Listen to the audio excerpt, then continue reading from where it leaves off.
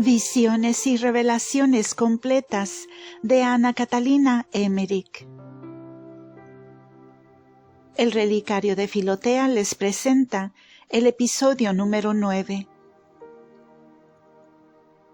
Melquisedec. He visto muchas veces a Melquisedec, pero nunca como un hombre, sino como un ser de otra naturaleza, como mensajero y enviado de Dios. Jamás he visto un determinado lugar de su habitación, ningún país que fuera su patria, ninguna relación de Melquisedec con parientes, ascendientes o descendientes. Jamás lo he visto que comiera, bebiera o estuviera descansando o durmiendo.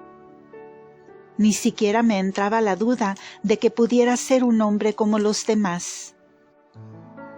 Tenía vestiduras tales que nadie las usaba sobre la tierra, ni sacerdotes ni otras personas.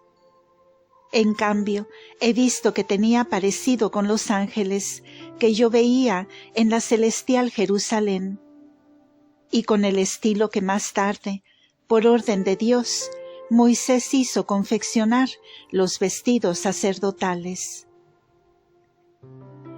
He visto a Melquisedec en diversos lugares, apareciendo para aconsejar, interceder, ordenar muchas cosas que miraban al bien de los pueblos y las tribus, como también en ocasiones de triunfo en algunas batallas. Donde él se presentaba, su autoridad era incontrastable. Todos la acataban, aun por el prestigio personal que rodeaba su aparición. Nunca he visto que alguien le resistiese, a pesar de que no usaba medio violento, y todos los hombres, aun los idólatras y paganos, recibían sus decisiones y cumplían sus órdenes. He visto que no tenía ningún semejante, ningún compañero, siempre aparecía solo. A veces tenía 2 mensajeros que corrían delante, anunciando su llegada. Vestían de blanco, ropas cortas. Anunciaban su llegada a algunos lugares. Luego él los licenciaba. Todo lo que necesitaba lo tenía siempre consigo. Si recibía algo de los hombres, éstos no sufrían necesidad. Lo daban de buena voluntad, libremente y con gozo. Se consideraban dichosos los que gozaban de su presencia y le tenían un temor reverencial. Los perversos, al hablar de él, solían burlarse en su ausencia, pero delante de él se humillaban y le temían. Ocurría, a mi modo de ver, a Melquisedec entre estos paganos, idólatras y sensuales, lo que ocurre hoy con un hombre de reconocida santidad de vida, que aparece entre la multitud y derrama a su paso salud, bendiciones y palabras de consuelo. De este modo lo he visto también entre los cortesanos de la reina Semíramis en Babilonia. Tenía la reina un esplendor extraordinario. Hacía construir con turbas de esclavos los más soberbios edificios y trataba a estos pueblos con mayor crueldad que los faraones, a los hijos de Jacob en Egipto. Se ejercía allí la más abominable idolatría. Se ofrecían sacrificios humanos, enterrando a seres humanos hasta el cuello. Todo el lujo, el esplendor, la riqueza y el arte estaban allí en todo su apogeo, de modo que parecía exceder toda medida y moderación.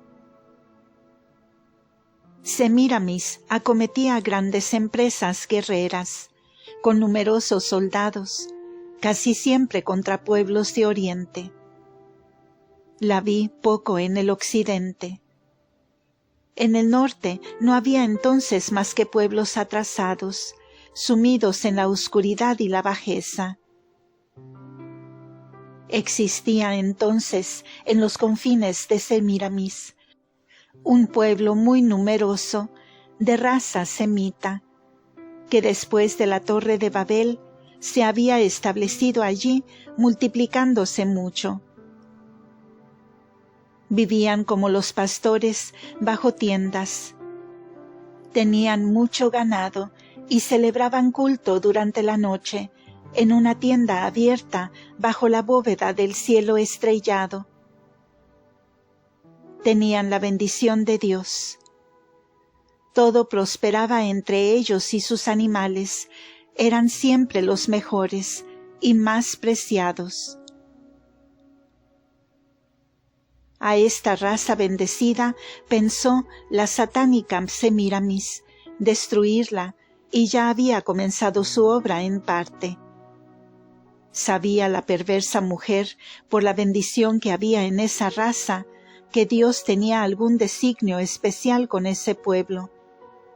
Y por esto, como ella era hechura de demonio, quiso destruirlo. Cuando la persecución se hizo intolerable, vi aparecer a Melquisedec. Se presentó ante Semíramis y le exigió que dejase partir de allí a ese pueblo. Le echó en cara su crueldad. Ella no pudo oponer resistencia a la exigencia de Melquisedec, que sacó a ese pueblo elegido y en diversos grupos lo trasladó a la tierra prometida.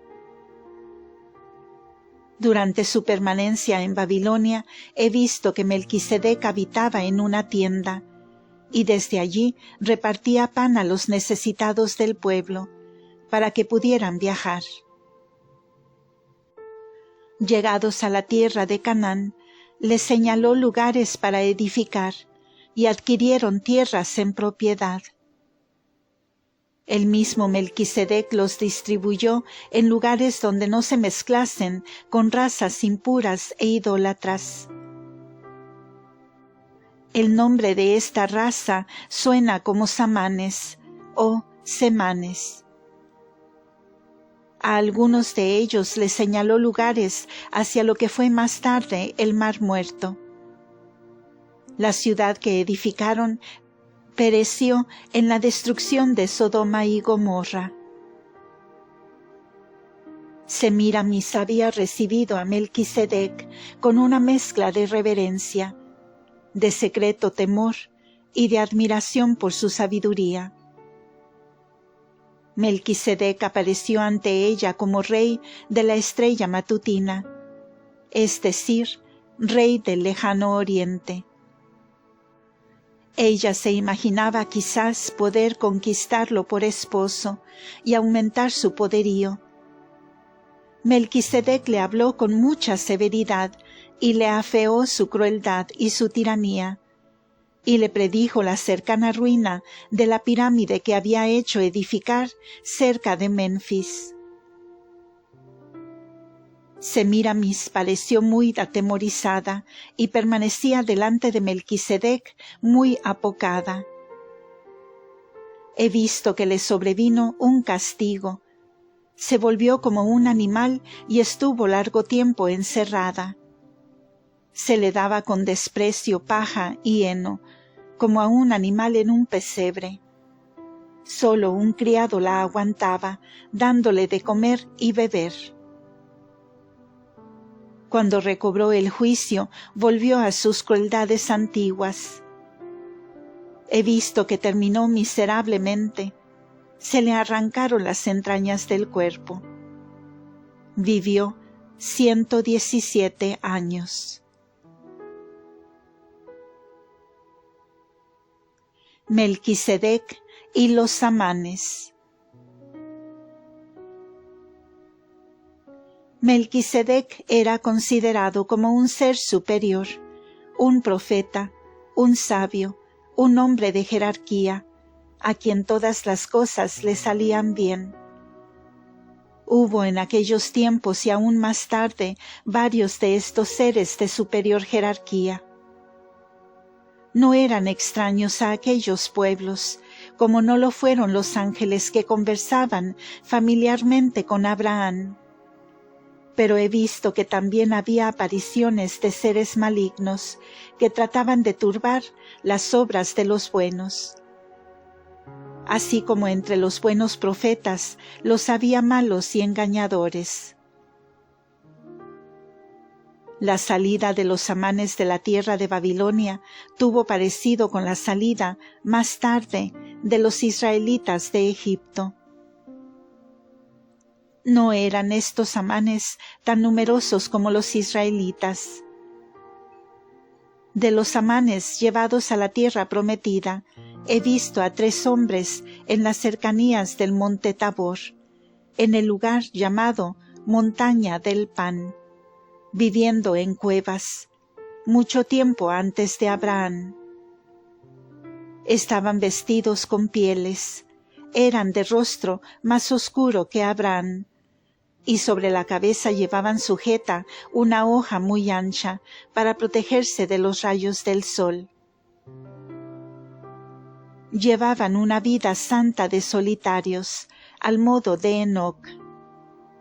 Tenían un conjunto de creencias simples, aunque secretas, y recibían revelaciones y visiones muy simples.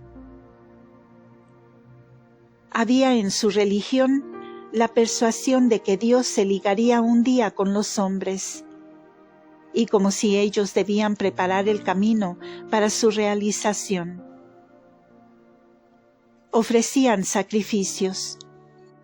De todos sus alimentos separaban la tercera parte, la exponían al sol y la dejaban allí. Esto es lo que me pareció a mí. Podría ser también que lo pusieran allí para los pobres, pues he visto a veces a estos acudir y llevarse los alimentos. Los he visto vivir muy sencillamente, apartados de los demás hombres, que aún no eran numerosos y habitaban en tiendas, formando agrupaciones de pueblos. He visto a estos hombres peregrinar a diversos lugares del país, cavando a veces pozos, desmontando montes y colocando piedras como fundamentos de futuras poblaciones. Los he visto arrojar a los malos espíritus de ciertos lugares del aire y desterrarlos a sitios pantanosos, estériles y llenos de neblinas.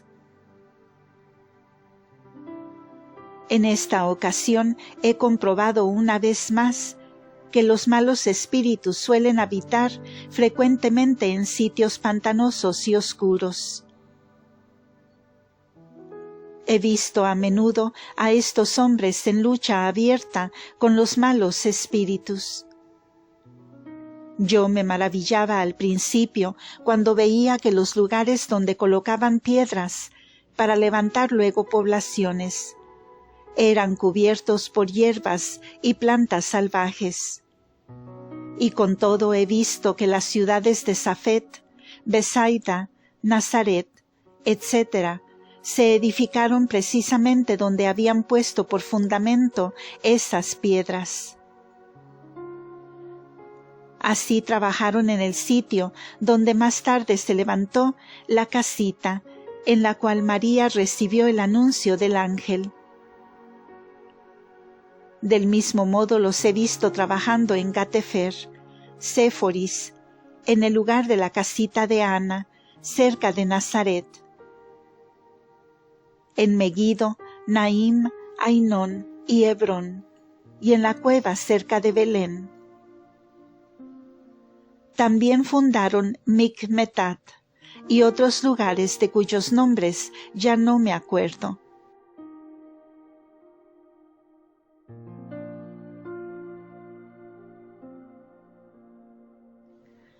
Sobre el monte Tabor los veía reunirse mensualmente con Melquisedec, quien les traía cada vez un pan cuadrado, de un grosor de 3 pies cuadrados, ya dividido en muchas partes pequeñas.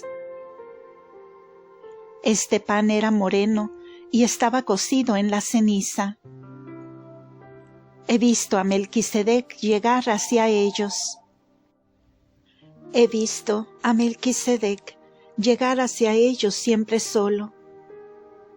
El pan que traía en las manos parecía flotar en ellas sin peso, pero cuando se acercaba lo ponía sobre el hombro, como si le pesara. Creo que procedía así para aparecer como hombre. Ellos se comportaban con temor reverencial y se postraban con el rostro en tierra en su presencia. Melquisedec les enseñaba a cultivar la viña en las cercanías del Tabor, y ellos sembraban por muchas partes del país toda clase de buenas semillas que él les daba. Estas plantas aún crecen allí en estado selvático. Los veía cortar cada día un trozo de pan con el oscuro instrumento o pala con que trabajaban la tierra. Comían pájaros que en grandes cantidades volaban hacia ellos. Observaban los días festivos, conocían las estrellas, y el 8º día lo celebraban con sacrificio y oración, como también ciertos días del año. Los he visto abrir caminos hacia donde habían puesto las piedras de futuras fundaciones, y donde habían sembrado o abierto pozos. Los sitios de donde arrojaban a los espíritus malignos, luego los purificaban, los limpiaban y los desocupaban con toda naturalidad. Hicieron caminos hacia Caná, Megiddo, Naín, y prepararon la mayoría de los lugares de donde nacieron los profetas. Pusieron los fundamentos de Abel Meola y Dotaim, e hicieron el hermoso pozo de los baños de Betulia. A Melquisedec lo veían caminando de un lado a otro del país, y nadie sabía cuál era su residencia. Los hombres me parecían muy viejos, pero aún activos y llenos de vida. En el paraje donde estuvo después el Mar Muerto y en Judea ya había ciudades. También había algunas en el norte del país.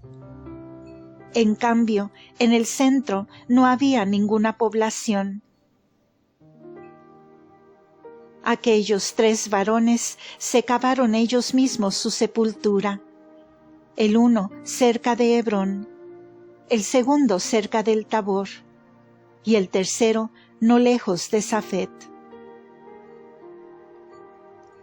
Estos varones fueron para Abraham lo que fue más tarde Juan para la venida de Jesús. Ellos preparaban y purificaban el país, hacían caminos, sembraban buenas semillas y frutos, y encauzaban canales de agua para el que había de ser padre de las muchedumbres del pueblo de Dios. Juan, en cambio, preparaba los corazones a la penitencia y al renacimiento, por medio de Jesucristo. Ellos hacían para Israel lo que Juan hizo para la Iglesia. He visto en diversos lugares hombres semejantes a estos, los cuales habían sido puestos en sus sitios por el mismo Melquisedec.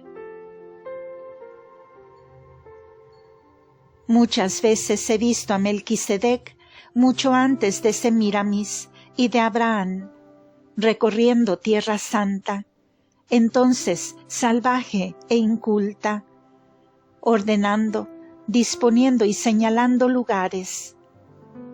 Lo veía siempre solo y pensaba para mí: ¿qué querrá este hombre aquí ahora, siendo que no hay nadie en esta tierra? Lo he visto cavar un pozo en una montaña, de donde brotó el río Jordán. Tenía en sus manos un taladro delgado y largo, que entraba como un rayo en las entrañas de la tierra. Lo he visto abrir en diversos lugares fuentes de agua. En los primeros tiempos del mundo no había como ahora, ríos que fluyen y corren engrosados por la tierra. Veía yo, en cambio, que muchas aguas descendían desde una alta montaña en el oriente. Melquisedec tomó en posesión muchos lugares de la Tierra Santa, señalándolos desde entonces. Midió el espacio donde más tarde estuvo la fuente de Betesda. Puso una piedra donde debía levantarse el templo, antes que existiera Jerusalén. Lo he visto plantar como semillas, y crecieron esas 12 nobles piedras a orillas del Jordán, donde se detuvieron los sacerdotes con el arca de la alianza en su paso por el río. De este modo he visto siempre a Melquisedec, solo, menos cuando intervenía entre los hombres para reconciliar, apartar y guiar familias y jefes de pueblos de un punto a otro del mundo. He visto que Melquisedec edificó un castillo cerca de Salem. Era más bien una serie de tiendas, con galería en torno y escaleras, semejante al castillo que vi en el país del rey Mensor, en Arabia. Solo los fundamentos eran de piedras firmes. Me parece haber visto que subsistían aún en tiempos de Juan Bautista. Los 4 ángulos donde estaban metidos los principales pilotes. Quedaba solo un fuerte fundamento de piedras, que parecía un parapeto, donde Juan puso su casita de pajas y juncos. Ese castillo o tienda era un lugar donde caminantes y viajeros se detenían como en público albergue, cerca de agradables y abundantes aguas.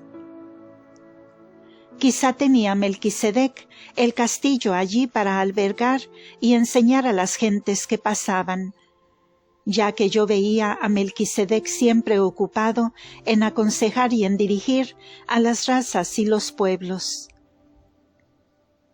El lugar tenía desde entonces una relación con el futuro bautismo. Este era el punto de partida de Melquisedec.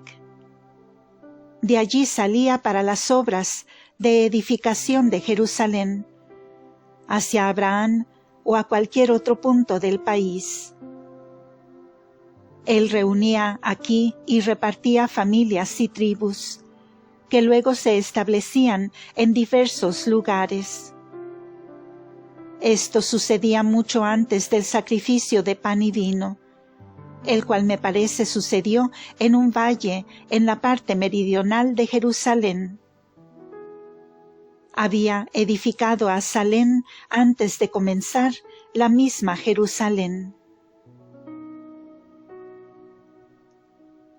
Donde él obraba o edificaba, parecía colocar el fundamento de una futura gracia, como si señalase el lugar de un acontecimiento, o comenzase algo que debía realizarse con el andar de los tiempos. Melquisedec pertenece a ese coro de ángeles que están puestos sobre países, comarcas y pueblos.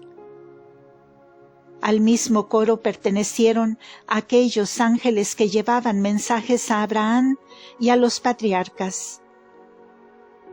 Estos ángeles están como enfrentando a los arcángeles Miguel, Gabriel y Rafael.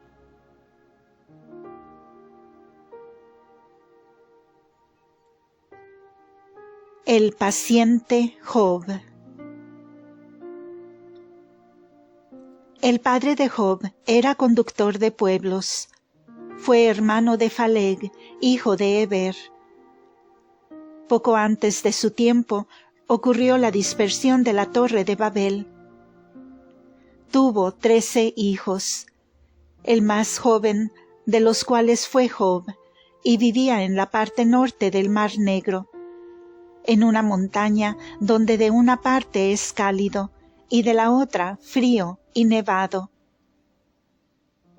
Job es un antepasado de Abraham, cuya madre era bisnieta de Job, casada en la familia de Heber.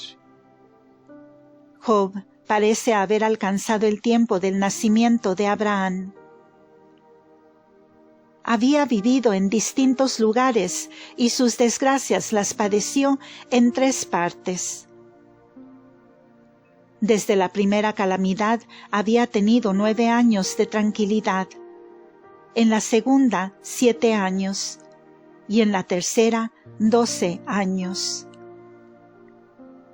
Las desgracias le pasaron en diversos lugares de su habitación. En ninguna de las calamidades había quedado reducido a la última miseria, de modo que no tuviera ya nada. Quedaba reducido a la pobreza en comparación con su abundancia anterior. Siempre, empero, había podido pagar sus deudas con lo que le quedaba. Job no pudo permanecer en la casa de sus padres. Tenía otras inclinaciones. Adoraba al único verdadero Dios, especialmente en la naturaleza, en las estrellas y en las cambiantes de la luz. Hablaba siempre de las admirables obras de Dios y tenía un culto de la divinidad puro y simple. Al separarse de su padre, se dirigió con los suyos al norte del Cáucaso. Aquí encontró una comarca muy miserable y cenagosa. Creo que hoy vive allí una gente de narices chatas, abultados pómulos y ojos pequeños. Aquí comenzó a trabajar y todo le prosperaba. Reunía a toda clase de gentes pobres y desamparadas que vivían en cuevas y matorrales, y no tenían para alimentarse otra cosa que aves y animales de caza, que comían crudos, hasta que Job les enseñó a preparar debidamente los alimentos. Les enseñó a cultivar la tierra. Fin de este episodio. La historia de Job continuará en el siguiente audio. Muchas gracias por escuchar.